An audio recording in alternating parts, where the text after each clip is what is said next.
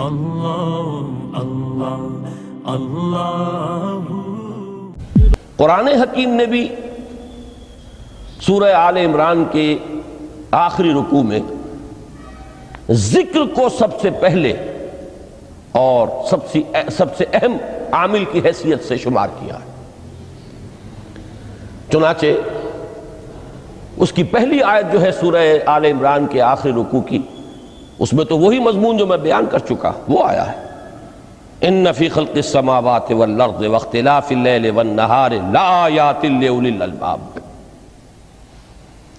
یقیناً آسمان اور زمین کی تخلیق میں اور دن اور رات کے الٹ پھیر میں نشانیاں ہیں ہوش مندوں کے لیے۔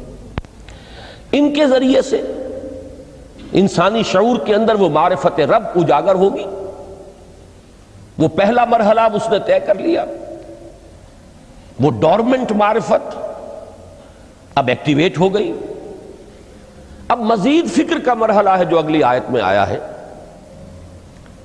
الذین یذکرون اللہ قیاما وقعودا وعلی جنوبہم ویتفکرون فی خلق السماوات والارض ربنا ما خلقت ھذا باطلا سبحانک فقنا عذاب النار۔ یعنی تفکر جو ہے ویتفکرون فی خلق السماوات والارض، وہ تفکر کرتے ہیں، غور و فکر کرتے ہیں آسمان اور زمین کی تخلیق میں، لیکن اس تفکر کے ساتھ لازماً ذکر اور ذکر مدام، ذکر بھی وہ کہ جو مستقل ہو، ہر حالت میں ہو۔ الذین یذکرون اللہ قیاما وقعودا وعلی جنوبہم، وہ لوگ کہ جو اللہ کو یاد رکھتے ہیں، اللہ کا ذکر کرتے ہیں، کھڑے ہوئے بھی، بیٹھے ہوئے بھی، اور اپنے پہلوؤں کے بل یعنی لیٹے ہوئے بھی۔ اب ان تین کے سوا تو کوئی پوزیشن انسان کی نہیں ہے، اسی کا نام ہے دوام ذکر۔ اور اس کے ساتھ اگر وہ تفکر کرتے ہیں تو ان کا فکر اگلی منزل تک پہنچتا ہے۔ تو پہلی شے تھی فکر انسانی کی صحیح رخ پر مزید پیش قدمی اور پیش رفت، اور اس کے لیے لازم ہے ذکر و فکر کا امتزاج۔ دوسری چیز کو لیجئے عمل کی درستی۔ اس عمل کی درستی کے لیے اللہ تعالیٰ کے ساتھ ایک گہرے تعلق کی ضرورت ہے، اس لیے کہ صبر کی بحث میں یہ مضامین شاید آپ کے سامنے آ گئے ہوں کہ صبر، جہاں مصیبت پر صبر ہوتا ہے، تکلیف پر صبر ہوتا ہے، اللہ کے احکام پر جمنا یہ بھی صبر ہے، نفس کی خواہشات کی باغ کو تھام کر رکھنا، کھینچ کر رکھنا یہ بھی صبر ہے، اور استقامت کسی شے پر قائم رہنا یہ بھی صبر ہے۔ تو عمل صحیح پر استقامت کے لیے وَاصْبِرْ وَمَا صَبْرُكَ إِلَّا بِاللَّهِ، اس صبر کی سب سے اہم جو بنیاد ہے، اس کا جو سب سے بڑا ذریعہ ہے، اس کا جو سب سے بڑا سہارا ہے، وَمَا صَبْرُكَ إِلَّا بِاللَّهِ، اس کے لیے ضرورت ہے ایک گہرے تعلق کی کہ اللہ کے ساتھ ایک ایسا تعلق برقرار رہے جو نہ صرف گہرا ہو بلکہ دائم و قائم ہو، مسلسل۔ ذرا ذہول ہوگا تعلق مع اللہ میں، ذرا کمی آئے گی، شیطان کا وار کاری ہو جائے گا۔ اسی کو حضور نے حدیث میں یوں تعبیر کیا ہے تمثیلاً کہ جو دل اللہ کی یاد سے غافل ہے، اس پر فارسی کا وہ مقولہ بھی ہے کہ خانہ خالی را دیو می گیرت، گھر خالی رہے تو جنات اس پر دیو جو ہے آ کر قبضہ جما لیتے ہیں۔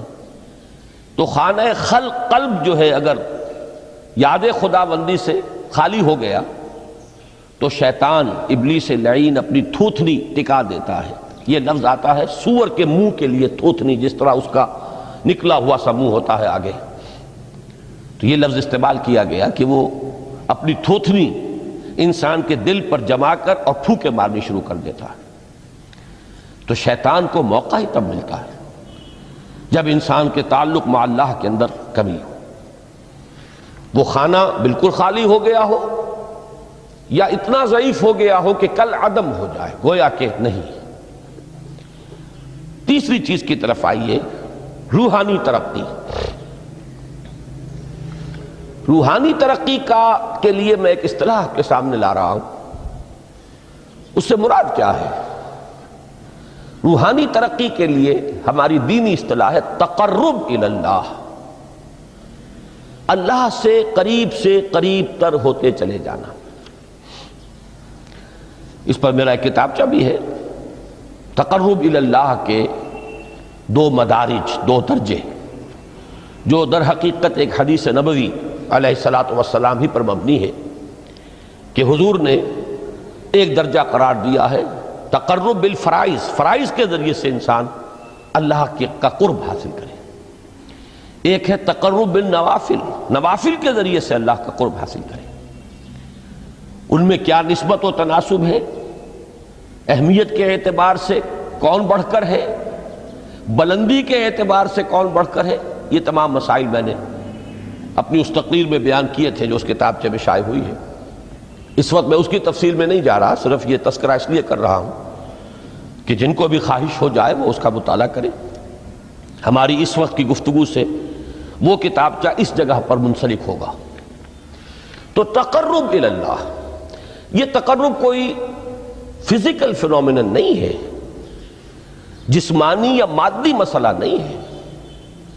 اللہ سے قرب یہ نہیں ہے کہ کوئی کروڑوں میل کا فاصلہ ہے، اب ہمیں کوئی رسی پر چڑھنا ہے اوپر بڑی محنت اور مشقت سے۔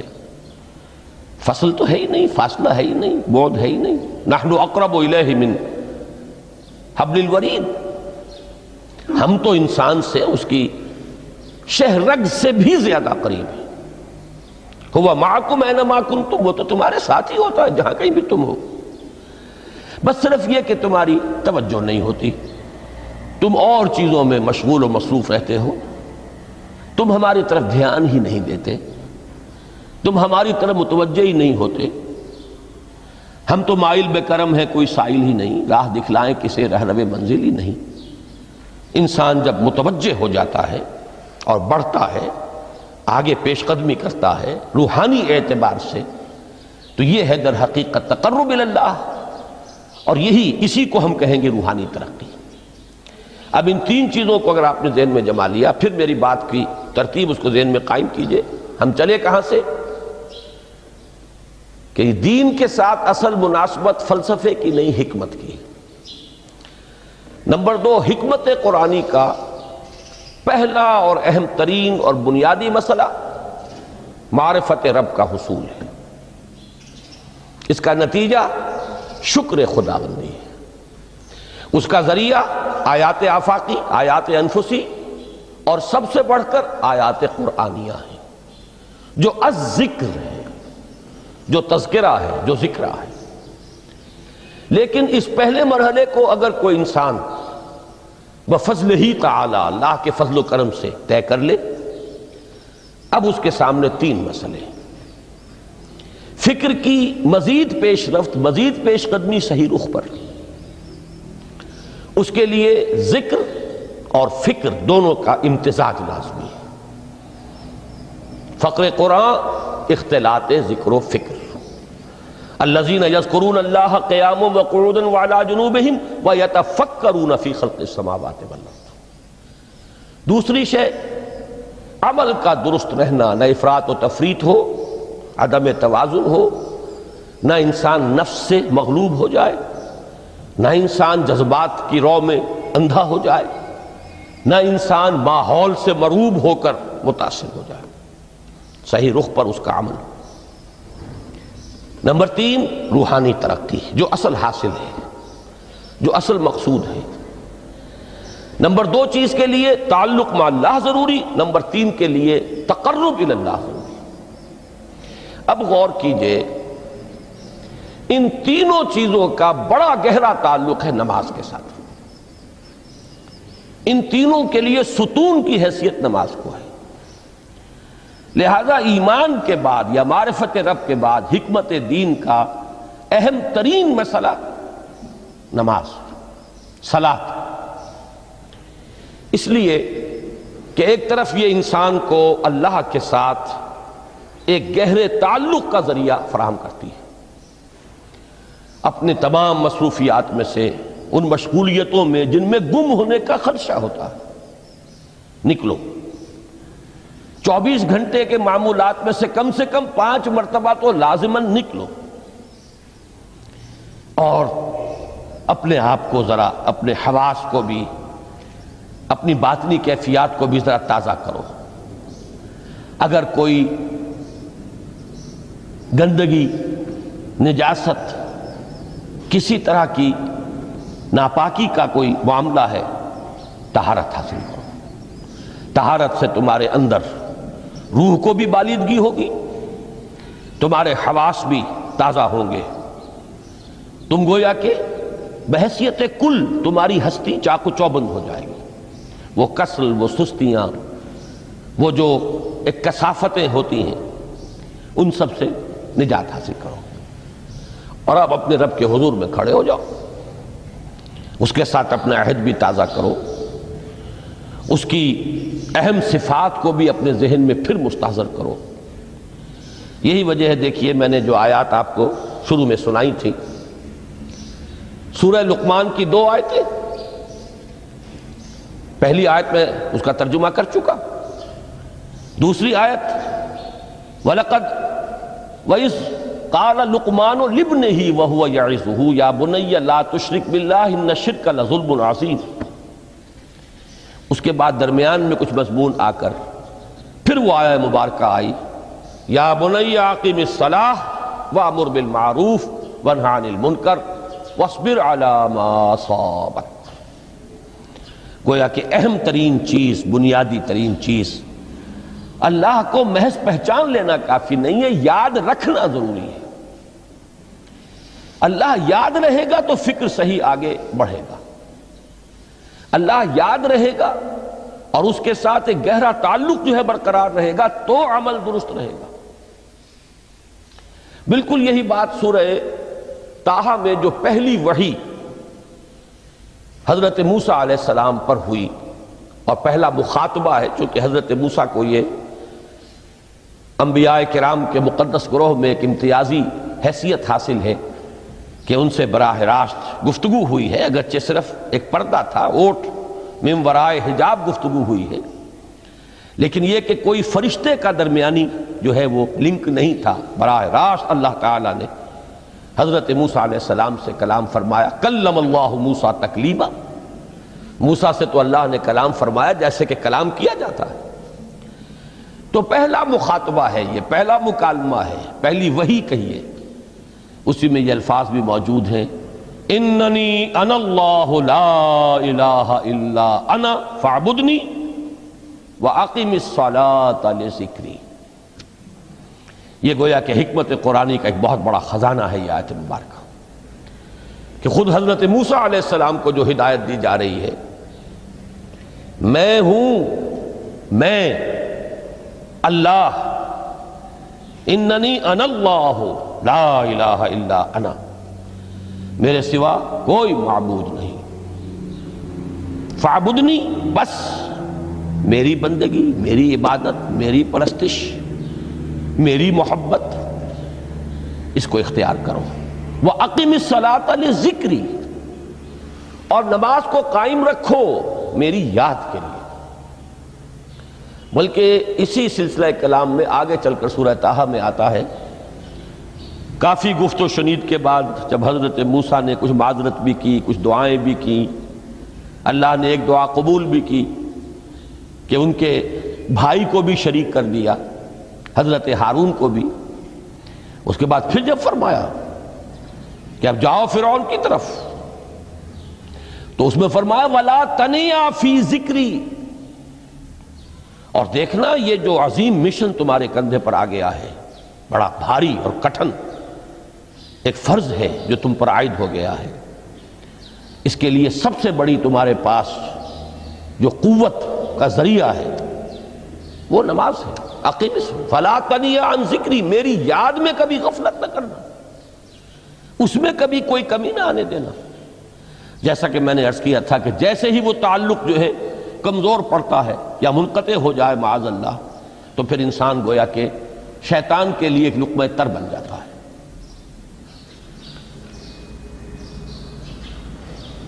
اب آپ غور کیجئے، تیسری شے تقرب الی اللہ، اس کے حوالے سے بھی جو فرائض اور نوافل کی بات ہے اس کو اس وقت ذہن سے نکال کر یہ سمجھیے کہ اس میں نماز کا کیا مقام ہے، اس لیے کہ نماز فرض بھی ہے، نماز نفل بھی ہے، وہ تو ان دونوں میں شریک ہو جائے گی۔ اب اس کو لفظ صلاۃ کے حوالے سے آپ ان دونوں چیزوں کو سمجھیے۔ صاد لام واو یا یہ چونکہ حروف علت ایک دوسرے سے بدلتے رہتے ہیں، یہ جو مادہ ہے اس کی جو خالص لغوی اصل ہے، جو خالص عربی زبان میں اس کا بنیادی مفہوم ہے، وہ آگ جلانا یا آگ تاپنا یا آگ سینکنا، حرارت حاصل کرنا۔ لہذا بار بار آتا ہے جہنم کے ذکر میں، اسلوہا، اب جلو اس میں، تاپو اس کو، یہ سینکے گی تمہیں۔ بلکہ تفتلون کا لفظ آیا ہے حضرت موسیٰ کے کلام میں، جب وہ گئے تھے کوہ طور پر، جب پہنچ گئے تو تھے آگ تک کی تلاش میں، لعلکم تستلون، تو اپنے اہل خانہ سے یہی کہا تھا کہ مجھے کہیں وہ روشنی نظر آ رہی ہے، غالباً کوئی وہاں سے آگ مل سکے گی، ورنہ یہ کہ کوئی رہنمائی کو رستہ مجھے مل سکے گا، میں وہ آگ لے آؤں گا، کوئی چنگاری وہاں سے لے آؤں، لعلکم تستلون، تاکہ تم، اب یہ اصطلاح در حقیقت باب افتعال ہے، اور یہ تے یہاں پر توئے کی شکل اختیار کر گئی، تا نے توبن کی صورت اختیار کی صاد کی وجہ سے۔ بہرحال اس کا سب سے بنیادی مفہوم جو ہے وہ ہے تاپنا، سکائی حاصل کرنا، حرارت۔ اس کے حوالے سے سمجھ لیجئے کہ سب سے بنیادی تعلق اس کا جو ہے وہ روح کے ساتھ ہے۔ روح میں محبت خداوندی کی آگ اگر ٹھنڈی پڑ گئی ہو، اگر محبت خداوندی کی حرارت میں کمی ہو رہی ہو، تو اس کو اثر نو، جس کو کہ میں آج سوچ رہا تھا تو ایک لفظ ذہن میں آیا کہ جیسے بیٹری اس کو ریچارج کیا جاتا ہے، اسی طریقے سے روح کے اندر محبت خداوندی کی اس حرارت کو اثر نو تازہ کرنا، یہ ہے در حقیقت نماز کا اصل مقصد۔ اس لیے کہ اس لفظ کا بنیادی مفہوم، اصل لغوی مفہوم تو یہ، اگرچہ اس کا سب سے زیادہ کثرت سے جو استعمال ہوتا ہے، اور لفظ صلاۃ جس سے در حقیقت جس تصور پر مبنی ہے وہ ہے اقدام، کسی کی طرف متوجہ ہونا اور پھر دعا۔ صلاۃ کا سب سے قریبی مفہوم لفظی جب بیان کیا جائے گا، اس سے مراد، اس کے معنی، تو دعا اس میں اہم ترین ہے۔ کسی کی طرف توجہ کرنا، مناجات کرنا، گفتگو کرنا، مخاطبہ، مکالمہ، دعا، یہ در حقیقت صلاۃ کا سب سے بڑا اصطلاحی مفہوم ہے۔ لیکن جو اس کا مادہ ہے، صاد لام واو یا صاد لام یا، اس کا اصل مفہوم جو ہے وہ تاپنا، حرارت حاصل کرنا۔ تو ان دونوں کے حوالے سے عرض کر رہا ہوں، وہ تاپنا اور حرارت حاصل کرنا وہ ہے روح کے اعتبار سے۔ وہ جو کہا اقبال نے کہ مجھے عشق کی آگ اندھیر ہے، مسلمان نہیں راہ کا ڈھیر۔ یہ عشق کی آگ جب بجھ جاتی ہے، در حقیقت یہی تو انسان کی روحانی موت ہے۔ جب یہ نہ رہے تو چاہے منطق میں بہت انسان ماہر ہو، مجھے اقبال کا ایک شعر یاد آیا ہے تقابل کرتے ہوئے، ایک انسان محکوم اور ایک انسان حر، آزاد انسان، ان کی نفسیات میں جو بنیادی فرق علامہ اقبال نے مختلف مواقع پر بیان کیے ہیں۔ محکوم ہے بیگانہ اخلاص و مروت، ہر چند کے منطق کی دلیلوں میں ہے چالاک۔ تو منطق کی دلیلوں میں انسان چالاک ہو جائے اور وہ لغت ہائے حجازی کا وہ ایک خزانہ بن جائے، اسے تمام الفاظ کے معنی یاد ہوں، وہ بڑے مسائل فقہ کے اسے ازبر ہو، جزیات، بے انتہا جزیات جو ہیں وہ مستحضر ہوں، فلسفے کے بڑے بڑے مسئلے اس نے حل کر لیے ہوں، لیکن اگر روح میں وہ اللہ کی محبت کی آگ نہیں ہے، وہ تپش نہیں، بجھی عشق کی آگ اندھیر ہے، مسلمان نہیں راکھ کا ڈھیر ہے۔ اسی کے حوالے سے آج مجھے یاد آیا تھا کہ وہ جو بڑی سادہ سی ایک نظم ہے، اللہ تعالیٰ سے دعا یا رب دل مسلم کو وہ زندہ تمنا دے، اس میں بھی جو الفاظ آئے ہیں، جو روح کو گرما دے اور قلب کو تڑپا دے، یہ ہے اصل جو مقصود ہے نماز کا۔ اور یہی وہ چیز ہے جیسا کہ میں نے عرض کیا تھا کہ نگاہوں سے اوجھل، یہ پہلو سامنے ہے ہی نہیں، دوسرا پہلو سامنے ہے، اور وہ بھی میرے نزدیک بہت اہم ہے، بہت بنیادی ہے، اس میں کوئی شک نہیں، لیکن یہ ہے بلند ترین منزل کہ تقرب الی اللہ، اس کے لیے در حقیقت یہ کس لیے درکار ہے؟ روح کے اندر عشق کی حرارت اور گرمی تازہ ہو جائے۔ بسا اوقات یہ اندر دب جاتی ہے، جیسے انگارہ ہوتا ہے آگ کا، اس کے اوپر خاک اور راکھ آ جاتی ہے، اندر کچھ ہوتی ہے، آگ دبی ہوئی سمجھ آگ بجھی ہوئی نہ جان، اس دبی ہوئی آگ کو پھر ایک شعلہ بنانا، پھر اس کے اندر ایک حیات تازہ پیدا کرنا، یہ ہے نماز کا اہم ترین اور بلند ترین مقصد۔ لیکن اس کے ساتھ ہی اس نماز میں ذکر ہونا، اس کا یہ ذکر ہے، اور ذکر کی جب میں فہرست بیان کیا کرتا ہوں بہت سے حضرات کے سامنے ہوگا کہ ذکر کا در حقیقت مفہوم ہے استحضار اللہ فی القلب۔ ہمارے ہاں غلطی سے جو ذرائع ذکر ہیں انہیں ذکر قرار دے دیا گیا ہے۔ نماز ذکر نہیں ہے، نماز ذکر کا ذریعہ ہے۔ اقیم الصلاۃ لذکری، نماز قائم کرو میرے ذکر کے لیے۔ یہ اللہ اللہ کہنا یا ادعیہ معصورہ جو حضور صلی اللہ علیہ وسلم کی مسنون دعائیں ہیں، انہیں اپنے تمام معمولات دنیاوی کے ساتھ ساتھ ان دعاؤں کو بھی انسان پڑھتا رہے، اللہ سے دعا کرتا رہے، یہ تمام ذرائع ذکر ہیں۔ سبحان اللہ الحمدللہ الحمدللہ، اس کا آپ ورد کیجئے، یہ بھی ذریعہ ذکر ہے۔ حقیقت میں ذکر ہے استحضار اللہ فی القلب، اللہ کو دل میں لے آنا، اللہ کو دل میں حاضر کر لینا، اصل میں تو ترجمہ ہوگا، لیکن حاضر جاننا، یہ کیفیت جو ہے انسان کو حاصل ہو جائے۔ اب اس کے حوالے سے ذرا بات سمجھیے کہ ایک تو میں عرض کر چکا ہوں مجسم ذکر تو قرآن ہے، لہذا ذکر کی فہرست جب آپ کریں گے ذرائع ذکر تو ان میں سب سے پہلے قرآن آئے گا، اس لیے کہ وہ ہماری حکمت کے پہلے مسئلے کو حل کر رہا ہے، بنیادی مسئلہ، اہم ترین مسئلہ۔ دوسرے نمبر پر ذکر جو ہے، اب اس کے لیے کچھ اصطلاحات جو میرے مختلف دروس میں شاید آپ کے سامنے بعد میں آئیں یا پہلی آ چکی ہوں، ان کے حوالے سے میری بات سمجھیے۔ ایک ذکر غیابی ہے، تھرڈ پرسن میں، صیغہ غائب میں اللہ کی یاد کرنا، اللہ اکبر اللہ اکبر اللہ اکبر۔ اب یہ اللہ اکبر جو ہے یہ جملہ اسمیہ خبریہ ہے، ایک حقیقت کی تکرار آپ کر رہے ہیں، اللہ سب سے بڑا ہے، اللہ سب سے بڑا ہے، سبحان اللہ سبحان اللہ سبحان اللہ۔ یہ در حقیقت ذکر غیابی ہے کہ آپ اس میں مخاطب نہیں ہیں اللہ سے، ایک ذکر خطابی کہیں یا ذکر حضوری کہیں، جس میں مکالمہ ہوتا ہے، جس میں گفتگو ہوتی ہے۔ تو نماز در حقیقت ذکر حضوری اور ذکر خطابی کی بلند ترین شکل ہے۔